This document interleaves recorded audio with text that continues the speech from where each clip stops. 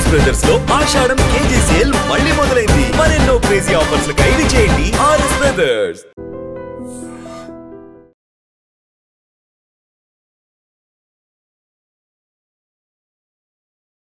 కొన్ని ప్రమాద ఘటనలు చూస్తే మనసు చలించిపోతుంది.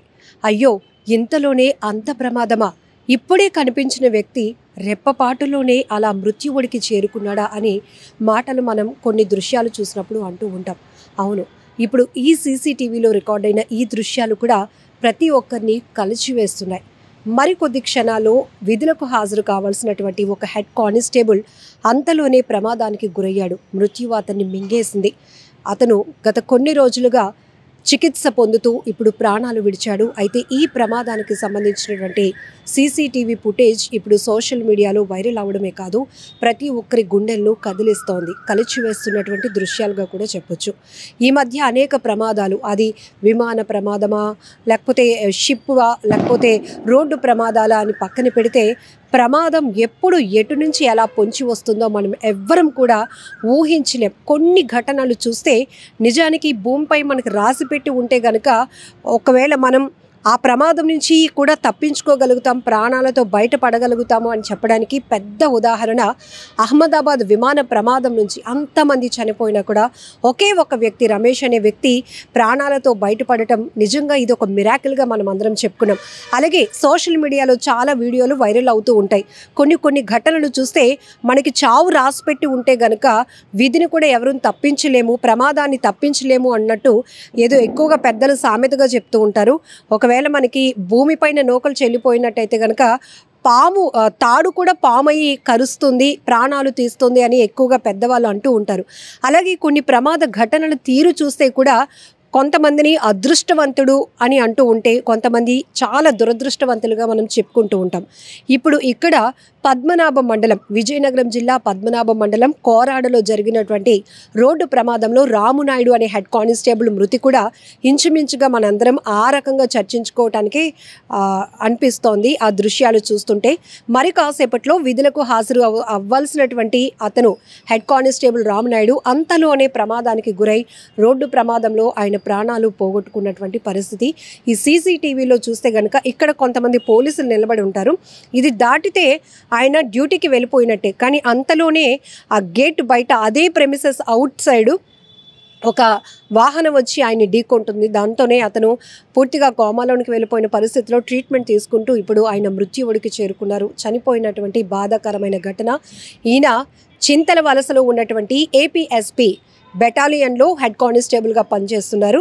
సో ఆయన విధులకు హాజరవుతున్న క్రమంలోనే రోడ్డుపై జరిగినటువంటి ప్రమాదంలో ఆయన ప్రాణాలు కోల్పోవటం చాలా బాధాకరం. అయితే ఈ ఘటనకు సంబంధించి, ఈ హృదయ విదారకరమైన ఘటనకు సంబంధించినటువంటి సీసీటీవీ ఫుటేజ్ చూస్తే కనుక అంతలోనే అది నిర్లక్ష్యం అనుకోవాలా, దురదృష్టం అనుకోవాలా, అనేక రకాలుగా మనం మాట్లాడుకోవచ్చు. కానీ అతను క్రాస్ చేస్తూ అటు రోడ్డు వైపు చూసుకోలేని పరిస్థితి.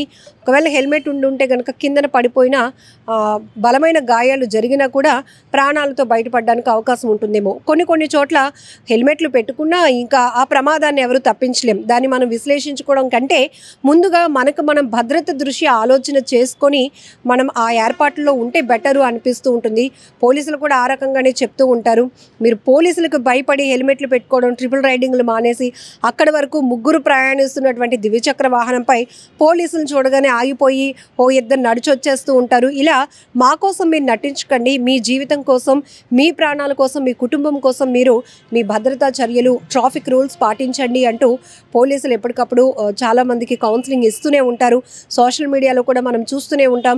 మీ నాన్న ఏం చేస్తుంటాడు, మీ అమ్మ ఏం చేస్తుంటుంది, మరి నువ్వేం చేస్తున్నావు, కానీ నీకు ఖరీదైన బైక్ ఎలా వచ్చింది అని కూడా ప్రశ్నలు చాలా కూపీలాగుతూ మాట్లాడుతూ ఉంటారు. అంటే మన లైఫ్ స్టైల్ కానీ, మన కుటుంబ ఆర్థిక పరిస్థితులు కానీ, మన చదువు, ఇవన్నీ ఏంటి, మీరు చేస్తున్న ఈ ఎక్స్పాన్సివ్ బైక్స్ కొనుక్కోవడం కానీ, దానికి రూల్స్ పాటించకుండా రోడ్లపైకి ఎక్కడం, ప్రమాదం జరగడమో, లేకపోతే ఇలా పోలీసులకు చిక్కితే మళ్ళీ దాన్ని కేసులు ఇవన్నీ మళ్ళీ ఫేస్ చేయాల్సింది పేరెంట్స్ అనే స్థాయిలో పోలీసులు కౌన్సిలింగ్ ఇస్తూ ఉంటారు. అయితే ఈ ఘటనకు సంబంధించి ఇవన్నీ మనం ఎందుకు మాట్లాడుకుంటున్నామంటే ఈ మధ్య తరచుగా జరుగుతున్నటువంటి రోడ్డు ప్రమాదాల్లో ఎక్కువ శాతం భారీ వాహనాలు దూసుకొచ్చేస్తున్నాయి మనుషులపైకి. కొన్ని చోట్ల ఒక్కొక్కసారి మనం మంచి చేయాలన్నా అది మనకు ప్రమాదంగా మారుతుంది. మొన్న ఒక సంఘటన కూడా మీరు చూశారు.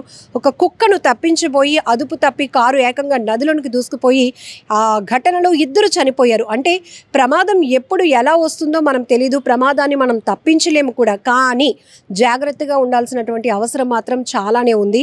ఇక్కడ మనం చూడొచ్చు, ఈ రామునాయుడు అనే హెడ్ కానిస్టేబుల్ కూడా కాసేపట్లో విధులకు హాజరు కావాల్సినటువంటి వ్యక్తి అంతలోనే వాహనం ఢీకొని రోడ్డు ప్రమాదానికి గురై ఇప్పుడు చికిత్స పొందుతూ ప్రాణాలు విడిచినటువంటి ఘటన చాలా బాధాకరమైన విషయం. నిజంగా ప్రస్తుతం ఉన్నటువంటి సమాజం దేనికి ప్రయారిటీ ఇస్తుంది? ఆర్థిక సంబంధాల చుట్టూ మాత్రమే తిరుగుతోంది. మళ్ళీ ఎన్నికలంగానే చాలా విరక్తి కలుగుతాను. మంచి అనిపిస్తుంది కదా, లేడీస్ కూడా ఛాలెంజింగ్ జాబ్స్ చేసినప్పుడు చాలా బాగుంటది. ఫుడ్ డెలివరీ ఇవ్వటానికి వెళ్ళినటువంటి డెలివరీ బాయ్ అనిల్ పై కళ్ళ ముందు